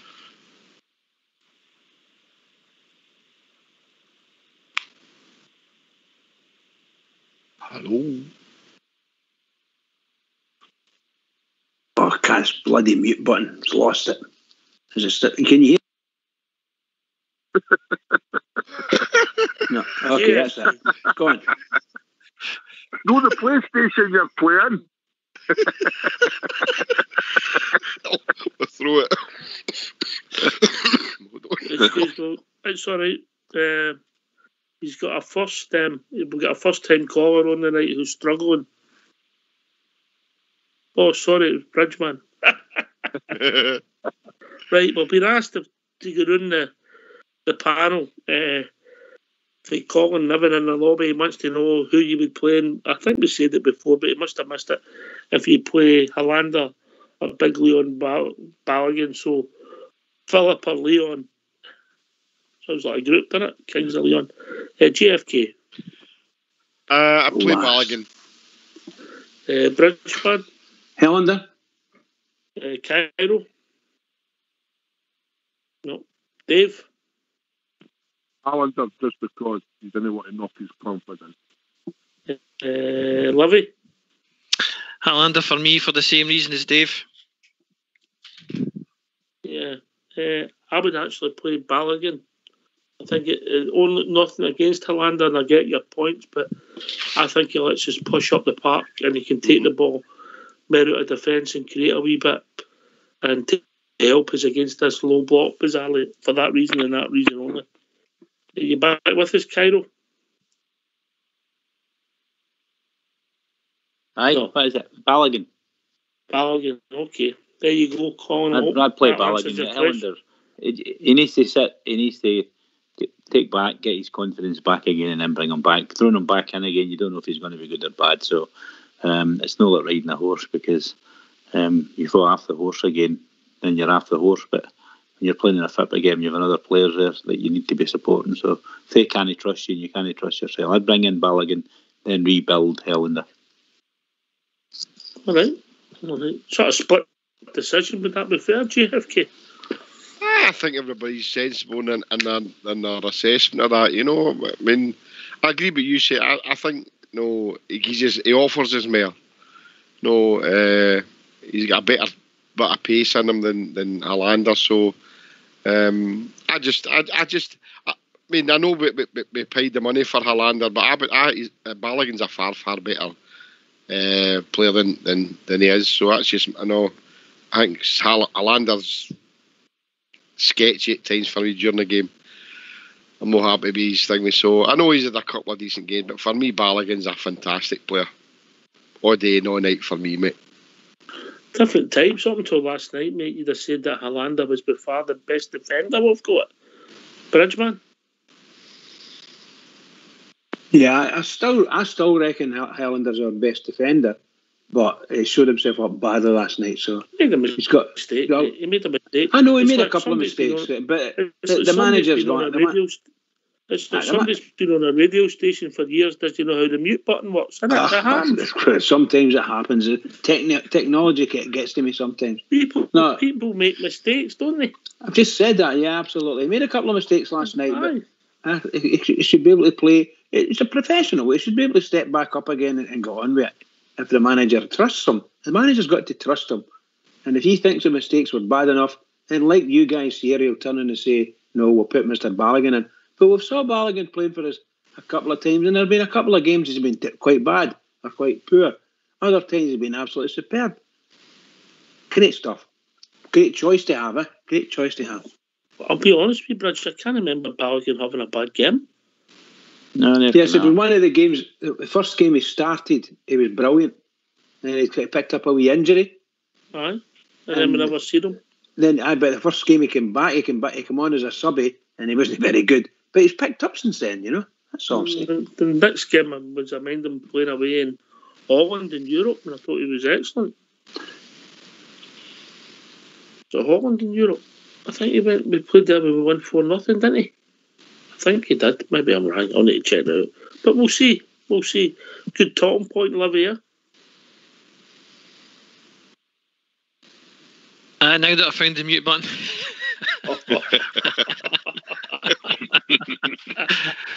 I think you could start the two, one or the other. I think Balogun, as the guys have said, Balogun's got more pace. I think Helander reads the game pretty well, and that's probably what gets him out of danger. We're not having as much pace, but listen, I'd be happy with either or. And I get the guys' points about, bring Balogun in. That's just my opinion. I think you need to play him again just to get him over it. But if Balogun comes in, I'm more than happy. I think we'll have more than enough at the back to cope with whatever Hamilton fling it is. Yeah. JFK, we're moaning about losing some goals against multi-million-pound strikers. At least they weren't the apprentice electricians, No, they were not, mate. That was a shocker for them, as Bridgeman says. I heard that their manager said at half time that striker he had to get wired right in, but there you go. No, so JFK, well done. That was a real good one. Was it? You've got to be positive and negative, haven't you? I'll let you know. Well, he brought the spark to the game, didn't he? The jokes are going to get worse because that's the Christmas crackers already. He's a bit of a live wire, the guy, wasn't he? I don't know, Kyle. I'm neutral. They had an electric pace, did they? Oh, dearie me. Oh. Well, the earth didn't move for him, did it? Oh, you know all about that, Cairo, didn't you? Oh, God. I'm saying nothing. We'll be joined by a caller. Evening, caller. All right, guys. How we doing, Jim?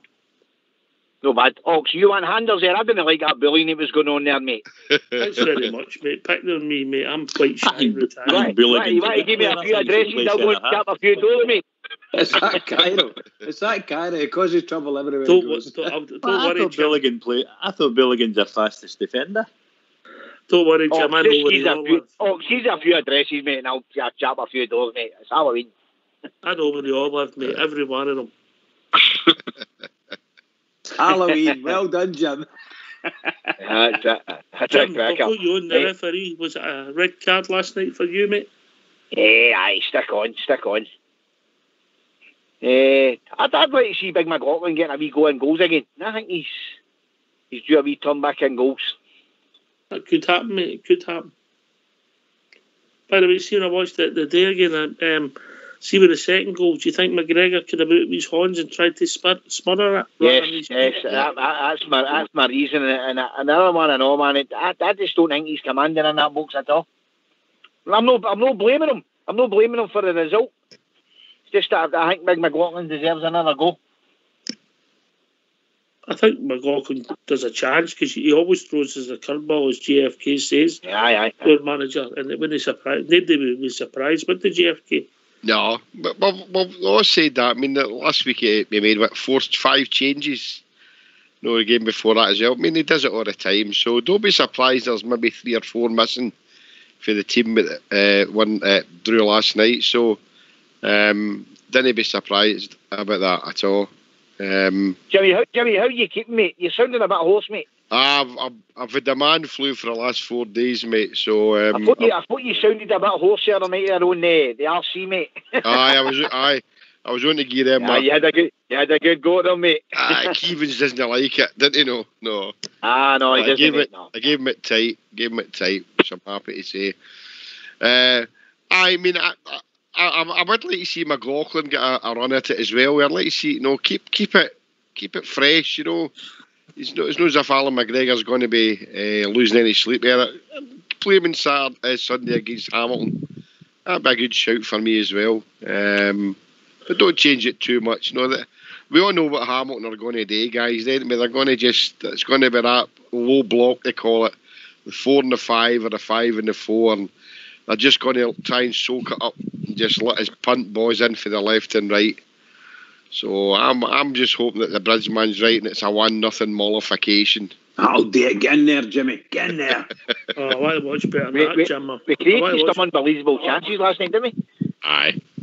Oh, mate, we should listen. If we get that 4th one, that could have ended up 5 or 6, mate, because they would have really chucked it, I agree with the boy earlier on there that says that the people were saying that the game turned on the sending off. I don't actually agree with what the boy said earlier on there. Excuse me for my ignorance, who was it said that? But I felt we actually were beginning to get out of the tap of them prior to that, and I think that's where that sending off came from. We were getting a foothold in the game, mate, and we were getting them turning. Aye. Did you hear that, Ox? Did you hear that? What was that? The boy. He said the boy said that earlier on. Did you hear it? I never said the old man, old git. The boy. Who was it speaking about, Bob? It was me. It was Big Dave. Big Dave was talking about it. It was Big Dave. It was me. I said it was starting to get on top of them before the sending off. And you're claiming it anyway. You were the boy. Aye. I'm claiming it. Aye. It says Cairo. I'm sure I said it as well. BHOY. Guys, see, can I say another thing? How advanced is Tal playing in this team just now? Unbelievable. The positions he's getting himself into in this team. Aye, I mean, see if he'd have scored that goal when it just hit off his knee, mate. What a goal. I mean, what a move it was.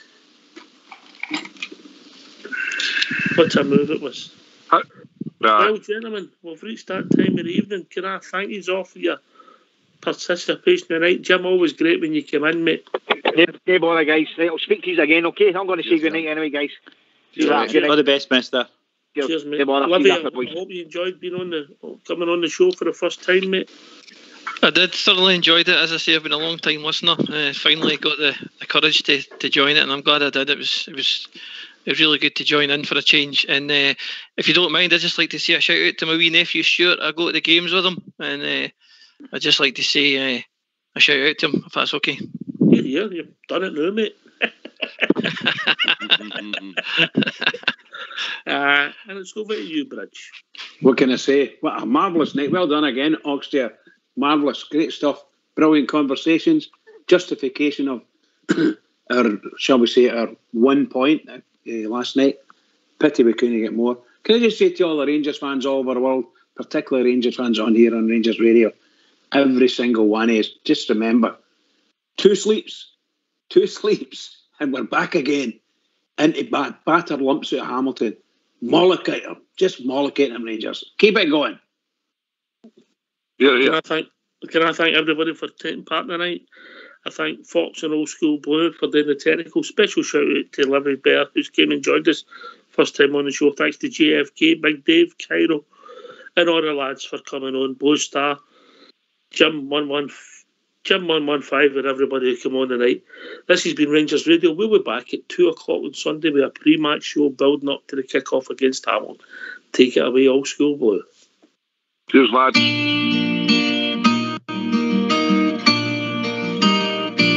Ever since I recall, I have followed football, and ingrained in my heart are the Rangers FC. Through good and the bad times, of happy or sad, it will always be Rangers for me.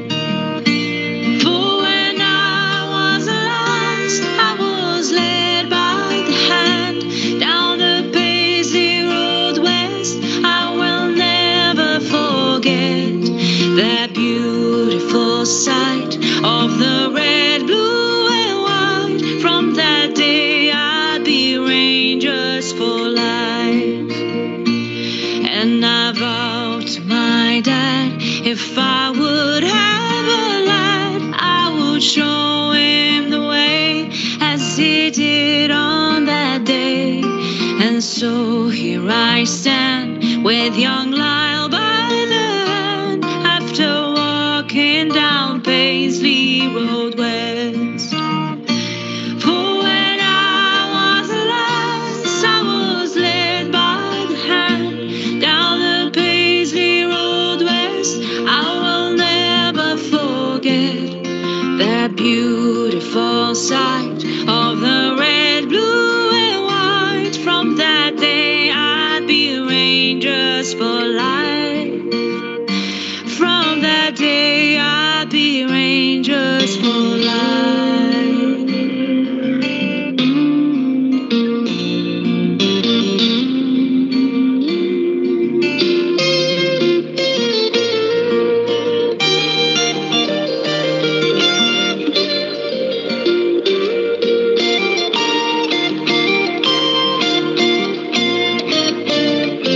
There's a great sense of pride that I feel deep inside as I'm watching the Jazz with my father and son.